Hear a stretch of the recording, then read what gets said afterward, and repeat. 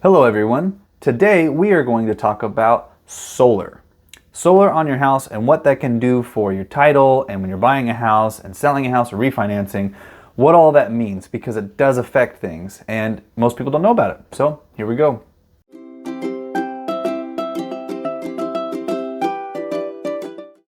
All right, so when you are buying a house that has solar, and that's talking about the solar panels, everything on the roof, you're thinking, great, it's great for the environment, trying to, get power through the sun. It's awesome. It's a great idea. And it is. But there's some things that most people don't know about when it comes to having a solar power system on their house. And here's the thing. There's a difference. Actually, there's three major different kinds, but the things that we are going to talk about today are a leased solar system. So the solar one isn't owned outright. It has been leased. So the solar company, the solar power company, they own the system and it's been put on the house and it's being used. And so you're making a payment to that company. You're basically giving them a payment. They're producing power for you. That's the exchange, okay? Now, when you buy a house that has a leased system on it, that system is pretty much going to go with the house. You have to qualify with their company to make sure you do. And usually if you qualify to buy the house, you're usually qualified to have the lease of that system. You're going to have it transferred. And so this is something that your agents are going to talk about. Buyer's agent, seller's agent are going to work together with the seller because that whole thing has to be transferred to you as a part of the sale. So that's something that kind of can be a pain in the butt sometimes. But it usually, that part works out. That's not usually a big problem.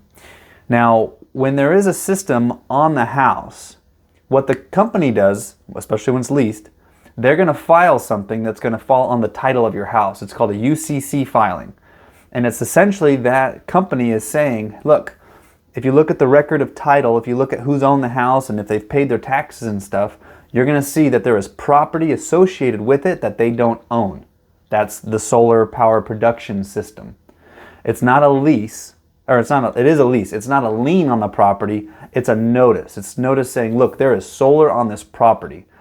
That person doesn't own. It belongs to the company that they're working with. When you are dealing with title and things like that, usually that has to be lifted or suspended or taken away for a time so that you have a clean title. It's one of those things that it's there letting you know, hey, there's solar on this property. That's what it's for. But it can be kind of a weird thing that happens when that shows up because now you have to deal with it in one way or another. There's different kinds of UCC filings. Sometimes they tell you it's a fixture filing, and now that solar lease or whatever has to actually be subordinated. That means an agreement has to be made with that company to subordinate it to make sure it doesn't slide into the first position when that first mortgage changes to another person or it's refinanced. That can cost money and it can cost time. So it's something to be aware of if you have solar on a property. Another thing happens is you could have a different type of solar, which is a power purchase agreement. Basically, you're buying power from the company itself. They're producing a certain amount of power and you're just buying it from them. You're kind of bypassing the cost of your normal hookups. Those are a little bit easier to work with most of the time. But basically, you're going to have a solar lease agreement. It's like a big contract. It says everything that you have to deal with. And it's something that you need to read because you need to know what's going to happen if something happens to your roof, if something happens to the system itself. Those are all important things to be aware of. Now, I've been dealing with a lot of solar, especially lately, on a few different properties, so that's what kind of triggered me to talk about this, because in California, almost all the new build homes have solar on them, but they're usually an option to either buy the system, which can be very expensive. It could add $30,000 or $40,000 to the cost of your home, or more, or it's a lease that you're signing up for, but it's kind of like a mandate in California that all the new homes have to have solar power on them. So obviously the cost has gone way up on those houses because now that they have to provide them, the builder's not going to eat the cost of all these solar panels and systems. It's going to go to you, the buyer. That's usually what happens when there's a new mandate of some kind where construction has to be done a particular way. That cost gets passed on to the buyer, so it makes things more expensive. Yes, it can be better for the environment. It can be better insulation in a house. It could be double pane windows. They weren't required until, a couple decades ago, but the difference between a double pane window and a single pane window is like night and day when it comes to your utility bills and heating and cooling. So there are some good things that do come out of it, but it always increases the cost to you, the consumer. So it's something to be aware of. Now, if you have solar on your house, let's say you bought a house, then you got a solar lease, awesome, but now you want to refinance your house. Some solar companies, not all of them, but they're all different, and there's a lot of them. They will charge you sometimes to release the UCC filing long enough for you to do the refinance. But they'll charge you, it could be a couple $100s to do it. Something also to be aware of if you're refinancing your house and you've got solar panels on there.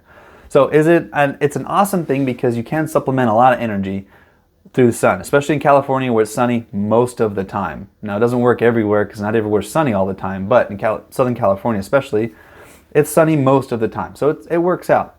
Can you end up paying less for your energy bills than if you're just paying straight from Edison or whoever supplies the power? Yes, it can help with that as well. It can at least offset it. And usually you pay less for the lease than you would for all the power that you'd normally be charged for. So it is a cool idea. I support it. It's great. You just need to know that it is going to affect your chain of title. It is something that you got to deal with when you go to buy a house that has it, sell a house, or refinance a house that has solar on it if it's leased. Now, if you own the system, if you buy it outright, there's nothing filed because you own that system. It's a part of your property. Those are your panels. So good on you. There they are. Now, the other major thing I'll talk about real quick. Now, if you get solar panels and you use something called Hero or PACE financing, what they do is it's kind of like an extra tax that gets put on your tax bill that you're being charged to pay for that system. I don't know why they came up with this idea. It sounds good when someone says, hey, you don't have to pay this directly, but what they don't tell you is that your taxes are going to almost double that need to be paid because that's that Hero financing shows up on your tax bill. The problem with Hero and PACE, and there's a lot of different ones, but those are the main ones that I see, especially in California, is now that it's on your tax bill, it's something that can slide into the first position, or if it doesn't get paid properly, the state can come after your house, which means it's going to supersede your first mortgage or second mortgage, however many mortgages you have on your house. Lenders, not okay with that. If you had Hero financing, it typically has to get paid off when you go to sell your house. It can't go to the next person. You can't kick it down the line saying, well, you would have been paying $400 in taxes, now you're paying $800 in taxes. And I've seen that. I've seen it double, literally double, because of that type of financing. And it takes time for it to catch up, and when it does, usually whoever signed up for it is kind of like blown away. They said, oh, I didn't know it was going to be that bad or it was going to happen like that. But that's what happens. Hero or PACE, I don't recommend using those.